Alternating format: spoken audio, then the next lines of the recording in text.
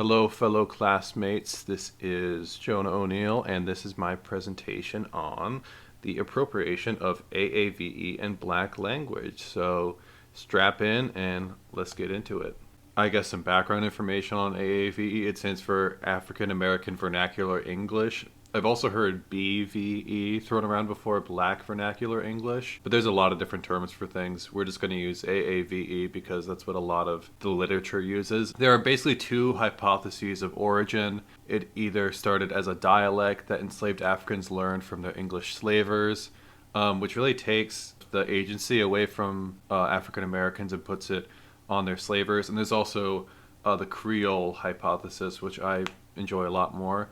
A Creole language is a language formed due to the influence of two languages merging together, and it's believed that AAVE is a Creole of English and multiple West African languages, and sort of backing that, linguists have found grammatical similarities between AAVE and multiple West African languages. Either way, it's considered to be a dialect or a language. It is not considered slang in any way. Often, I think when people think of AAVE or discuss it, people just sort of think of it as a group of terms or phrases, but I want to include this just to show that it is beyond that, and it is a true dialect of its own. It has its own phonemes and grammar. It's not just a group of terms. So consonants and verbs in AAVE are utilized differently. For example, when the next word in a phrase starts with a consonant, the word before it might be reduced or contracted, and verbs are sometimes left out if they seem to be redundant, which a lot of US English speakers criticize, but many other languages, such as Russian or Mandarin, don't have nearly as complex of a verb structure as we do. So it's not out of laziness, which a lot of people claim it is. It's simply how the language is structured. And I have some more examples of phonetics of AAVE on the left. Next, I want to talk about stigma. So SAE, which is Standard American English, or I've also heard MAE for Mainstream American English, was derived from American elites. AAVE was denounced by upper and middle class Black people in favor of SAE during the Civil Rights Movement. Many people called it improper or uneducated, and researchers have found an association between usage of AAVE and negative Black stereotypes used to justify oppression. And AAVE speakers tend to earn less than white people in comparable skill levels. Also, Black children learn how to code switch between SAE or MAE and AAVE or BVE. Depending on the setting, teachers tend to try and correct AAVE usage in classrooms, including Black teachers and white teachers. So here I just have some examples of AAVE words or terms. Many Gen Z influencers have essentially appropriated AAVE, which has made it be mistaken as Gen Z slang. I'm saying this with air quotes, you can't see it. But ignoring the context in which it was developed and basically de-racializing it and just sort of looking at it in a colorblind sense. I think a pretty awful example of this was the Gen Z hospital sketch from SNL. When this came out, it got insane backlash. I've shortened it. It's like 4.5 minutes long. I've shortened it just to highlight some terms. I didn't include everything. I no doubt missed some stuff. But I shortened it because it's truly awful, not only in its usage of AAVE, but it's just one of the least funny things ever. It's when they had Elon Musk on the show. Obviously, the writers weren't Gen Z, but it shows how to, like, out-of-touch people, just people at large, AAVE is considered Gen Z slang. They don't recognize it to be its own thing. We now return to the thrilling conclusion of Gen Z Hospital. So pressed right now, bro. Don't be pressed. The doctor will be in shortly, bro. Dead ass. He's gonna catch hands on gang. Is this smoking squad? Gang, gang. Just give us the tea. And it was sus for a while. That's looking like cap. You capping! Unfortunately, no cap. Of course, simp. But please, try not to get a little extra. So, yeah, sorry for putting you through that. It's pretty god-awful, but I think it's a really strong example of what I'm talking about here. And these are just some tweets in reaction to the sketch. I think they really sum it up really well. I'm not going to repeat it, but feel free to pause and read. I think it's all pretty great. One thing that really interests me is looking at a literal timeline of appropriation. And I know this might sound a little silly, but I think a great example of it is the term "D's nuts." This basically came into the American consciousness from a prank call between Warren G and Dr. Dre and then one of Warren's friends. It was used as an intro to the song "D's Nuts" on Dr. Dre's The Chronic, which came out in 1992. Here is a real quick clip of the intro. I think it's really interesting. Feel free to listen to it. Hello. What's up? Nothing. What you doing? Man, just kicking it. Are y'all done? Nah, what you gonna do today? Pick up my clothes for the cleaning. I ain't gonna get my nails done. See. Why? What's up? Hey, did what's your name get at you yesterday? Who?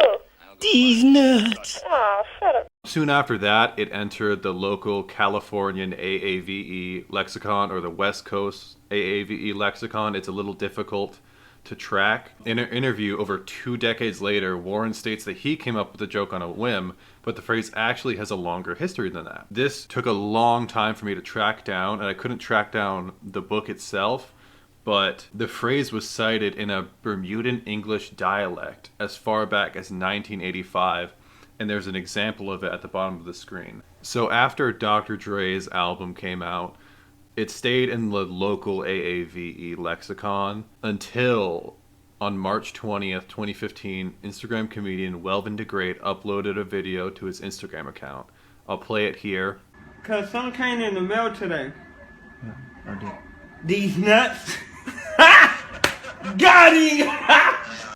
The joke quickly became a meme and was spread all over the internet. A couple months down the line, in July of 2015, Brady Olson, who was a 15 at the time, ran for president under the name D's Nuts. This is where the phrase really received a lot of media attention, none of which, as far as I could tell, had any knowledge of the origin of the phrase, either the 1992 origin, the Bermuda origin, or even its sort of resurgence into the public consciousness with Welvin. In fact, Brady's mother, during an interview with Inside Edition, claimed that Brady's younger brother, who was 12 at the time, came up with the name. So that brings us to today, in 2023. I had already come up with the concept for this presentation, like right when we were discussing it. And to my surprise, in February 2023, during the Super Bowl, YouTube sensation Jimmy Donaldson, better known as Mr. Beast, released a new chocolate bar through his company Feastables. The bar was called D's Nuts. This is far from the first time the term has been used for marketing purposes, but this is by far the largest to date. The phrase essentially went from Bermudan slang to West Coast AAVE to a meme, and then a presidential candidate, and then finally a product. Just for those of you who are visual learners, this is a timeline that I created of basically the history of the phrase D's Nuts. It's not really known when the phrase entered the local AAVE lexicon of the West Coast or California, but Dr. Dre's The Chronic is the first time it is recorded, as far as I can tell, and from looking at posts from other people, it seems like it was a lot of people's introduction to the phrase for the first time. But that goes on for a long time, and then Welvin's video is such a small blip, and then Brady Olson's run for president as D's Nuts takes up a large portion of the timeline, and from a lot of people who aren't like in the know with a lot of internet history, this was their first introduction to the phrase. And then we have Mr. Beast D's Nuts bar, which is very recent. So I just spoke for minutes on end about the phrase D's Nuts, and you're probably thinking, okay, and did Jonah just, want to do an in-depth deep dive on the phrase D's Nuts? And yeah, that's part of it, because I think it's interesting. But also, I do think this is really important. There's a lot of hypocrisy in the way that AAVE is treated. While black people are constantly discriminated against for using AAVE, as seen in the previous slides that I talked about, forcing them to code switch, major corporations appropriate AAVE on a constant basis to seem more young or hip, again with air quotes. Essentially, white capitalists benefit from AAVE while black people are told that it's unprofessional or they sound uneducated. The tweets that I have on the right are pretty much thrown out at a constant basis. Like these were from 2014, 2015, when the phrase fleek was very popular, but that was AAVE. That's where it came from. And then it was taken and put into the sort of public consciousness, and it lost all of its history. And with the phrase fleek, the girl who popularized it or created it was criticized by a lot of people for not trademarking it. They were basically saying, well, if you're complaining that people are taking your phrase and you're not making any money for it, then why didn't you trademark it? The argument is essentially that she shouldn't have to. It is part of, a lexicon that has a history to it, and I think that should be respected. And since AAVE is seen by many as Gen Z slang, as seen in the SNL clip, corporations appropriate it in an attempt to appeal to a younger audience. It's basically become a part of the capitalistic marketing machine. So, just in conclusion, laying down the facts, Black people face immense stigma, especially in professional and educational settings, when using AAVE. Society at large sees AAVE as just a part of Gen Z vernacular, removing all of the context and history from the language.